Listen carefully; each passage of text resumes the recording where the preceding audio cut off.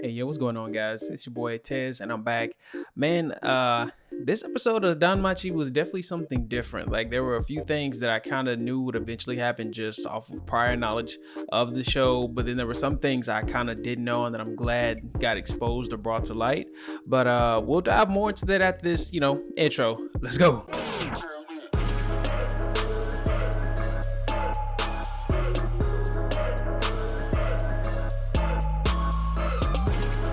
All right, so now that we're back from the intro, man, this episode definitely was on my scale. I definitely have to give it an 8 because I never like to say anything is perfect, but this one was definitely an 8 episode. I mean, it hit all the points that I needed, flushed out some more backstory, like with Soma and the familia of his.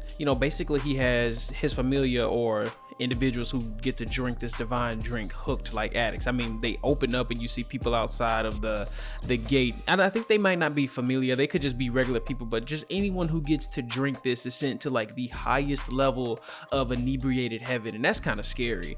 But you have to think he is a god of the drink, therefore anything that he creates in that general faceted avenue will be divine, and it's not meant for the tongues of mortals, so it's gonna have that type of effect. But we also get to see more of Zanis. Man, I can't stand this guy. Zanis literally rubbed me wrong the entire episode. Like, he just has this nasty nature about him. Like, you can tell he's using certain things to his advantage inside the guild. Basically, the fact that Soma is so in his work making the divine drink, he lets everything else slide by the wayside. So Zanis, being I guess the second in command in his familia or at the top, he just lets him handle it. So anytime he asks Zanis a question, he's like, oh, you take care of it, or you decide, or you do it. Basically, leave me to my work, without actually saying leave me to my work. So all the meanwhile, you're finding out this man sought Lily out just for his own nefarious purposes, just to use her transformation ability to further enhance his greed, showing his dark side. And he even stated it, this environment, the fact that his god does nothing and he does everything he wants. Like, he wants to indulge himself in all the things, whether it be the divine drink, women, greed, food. They're at his beck and call, or more or less he can do what he wants to attain these things, because Soma will do nothing whatsoever at all. But while this is all still going on, we get back to the fact that Apollo is still trying to have the initial god round table, or what's the word I'm looking for, like big massive meeting with the rest of the council of gods to determine this war games. But amidst that, Hestia is still trying to figure out how she can go save Lily, because we all know Bell is a kind-hearted individual and that he wouldn't want to leave any of his friends out high and dry. And Hestia stated even though Bell is training right now, he probably can't give it his 100% all, just because he still knows that Lily is in danger, or there's something wrong. Like, he wouldn't want his friend to be in any compromising situation, so he can't really do his best. Or even if they were to advance towards the games, he still couldn't give it his all, just knowing that his friend is in this particular type of situation. So Hestia is in the background doing everything she needs to, conversing with other individuals, Wealth, Makoto, just trying to see what can be done, and they rally a little troop together to actually get or rescue Lily. But while that's going on, we do actually get to see some sights of the actual meeting with the gods, and it's basically up to chance. They draw in a box on how they're gonna actually handle this. They lay out the ground rules, which Apollo stated previously in the last episode. If he wins, he gets Bell. Hestia never really formally made her demands, as she was just more or less trying to figure out what type of game it could be. She even optioned to have it be more fair, where each house picks one individual, but that's kind of not, that's not here or there, because it's not her fault that she doesn't have anybody, but then it's not his fault that he has a lot more people too. So they just allowed Hermes to pick, and I guess he's impartial. Like, he doesn't really do much with the other gods. I still don't understand how he's an impartial third party, or he's like neutral in a sense, because if that was the case, any other god could have done it, but that wasn't the case. He drew from a box, and it basically turned out they were going to do a siege mission where you need to basically defend or be the attacking unit. And spur of the moment, he puts his hand up in defense of Hestia, saying, I think this is kind of unfair, you know, like, yo, can we get her some type of help? Like, come on, like, if you're so great, it doesn't matter if she just has a little help. Your familia or your children should still be able to win, or in this case, they're the defending unit.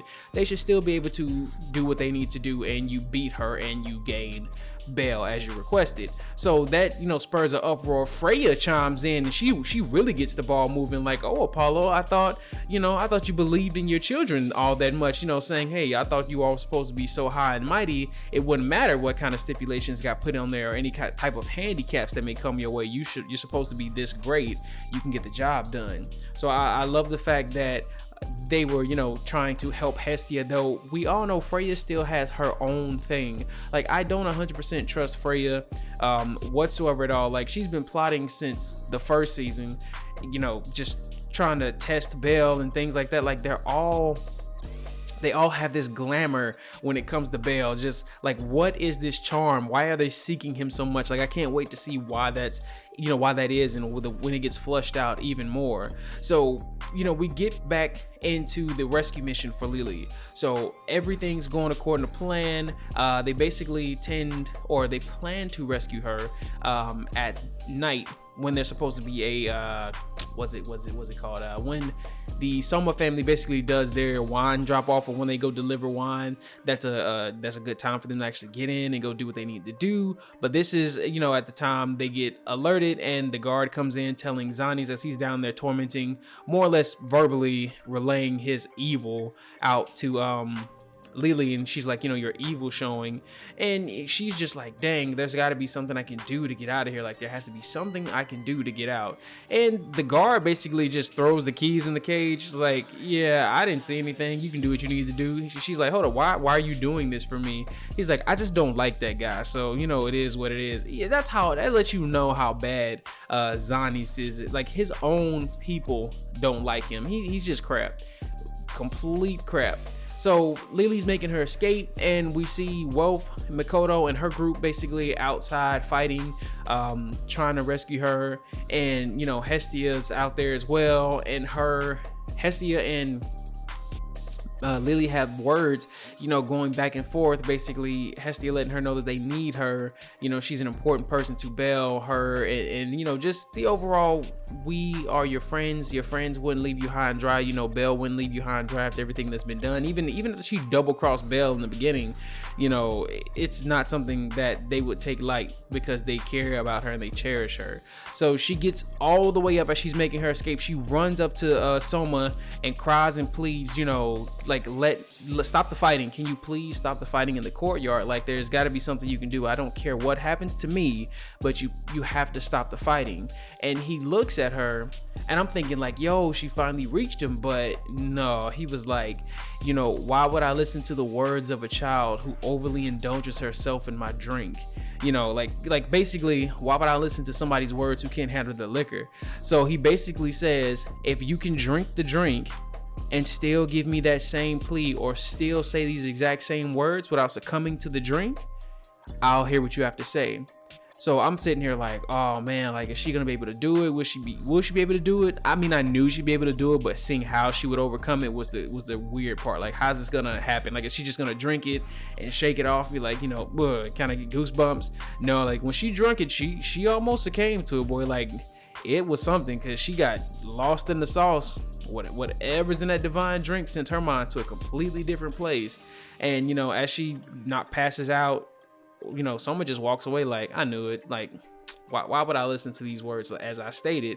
But, you know, in her mind, she gets an image of Belle, and Belle in her mind allows her to regain her conscience, or more or less snap out of her divine drink coma and say, I really need you to stop the fighting. Again, like, I don't care what happens to me, but can you please make it stop? And Zani's, you know, rushes in like, you know, oh my god, you know, what's going on? Like, you know, Lord Soma, don't listen to her, blah blah blah, basically trying to spat or, you know, usurp what she's saying. And he's like, you know, silence, you know, just be quiet. because she basically did something that a lot of people can't do. She overcame the drink. Like everyone else, like we said in the beginning, they were like zombies, Walking Dead, just running at the gate trying to get in to get something to drink. And Soma takes one of his jars he just had and he tosses it out into the courtyard and basically says, "Stop the fighting." And Zanus is like not okay with this. She's like, "Oh man, this has never happened before." So that might have awakened Soma to have more of a active persona in his own familia. But Zanus is like, "Yo, this can't go down. I'm gonna kill her. Just since I can't do anything else, might as well take her out, because this could be troublesome if there is somebody who can handle this and overcome anything and get him to actually acknowledge and say stuff to them, when I need him to still be that individual who says nothing, so I can keep getting away with what I get away with." And he stopped. He gets pretty much KO'd by Welp, who it was ninja like the way he ran up this string. He just ran up the string and rushed in with the blade. And when everything was said and done, Lily made one more request to Soma, which was basically to remove his blessing from her and allow her to join Hestia's familia. And I was like, yo, I knew somewhere in my heart that it was gonna happen. I'm like, it's gonna happen. Like, even in the beginning of the series, when she was like, "I'm trying to work up to get the money," like they request, like it was Zanus the entire time asking for this 10 million vollets just to get out of the guild. I'm like, yo, that is stupid. That is extreme. Like, no one has that type of money. Even if it was a real thing, who's gonna have that type of funds to sign themselves out of something that deep? And that happens. And Soma looks at Hestia, or he speaks to Hestia saying, "Hestia, was that a girl I gave my blessing to?" And Hestia says, "Yes, like the girl you gave your blessing to, whom you outright threw out and discarded, she grew stronger from that. Like, look what you turned her into. I challenge you to think hard about that. Just think on the fact of what you did to her made her even stronger than who she was prior." And this is all, a great thing. We get our Lily back, we get Supporter Son back, but there's still this thing of the games. While Belle is still training with Eyes and one of the twins, we still need to figure out how we're gonna actually get her help, or how we're gonna grow the familia just to stand a chance in this war games. Hermes actually did have somebody in mind he wanted to request. Hestia left it up to him to get someone to join to help her out, because they did agree that she could have helpers. But what shocked me the most was after this, Makoto, Wealth, they both talked to their goddesses, or gods and goddess, to they wanted to join the Hestia family. Like, I'm like, whoa, so we just running straight to this? Like, everybody's just gonna join the Hestia familia? And like, it happens. Makoto requested it from Take, Wolf requested it from Hephaestus, and I'm just like, dog, they're actually finna be, and I'm just thinking like the power of friendship. I'm like, yo, it's finna be some type of power of friendship thing, but no, like, it's legit. I'm like, I just can't wait to see. I know there's nothing different that they may get. They may get some different abilities and or blessing. Who knows? But I was just very excited to see that. So her house is actually growing. If like I said, if you look at the OP, you see certain things, but I just assumed that was still them being, members in a different family house and what happens, without saying too much. But guys, this was a really good episode, man. I hope anybody who does watch this, enjoyed it. Let me know what you liked about the show. Let me know if there was anything that I may have missed, anything you want to say even further. Like I said, I'm always open to feedback. I want to hear from you. If there's anything else, please leave a like, subscribe if you haven't already. Subscribe. I'm doing this. I'm loving it. I appreciate you for coming through. I'll catch y'all later, man. Peace. Be blessed.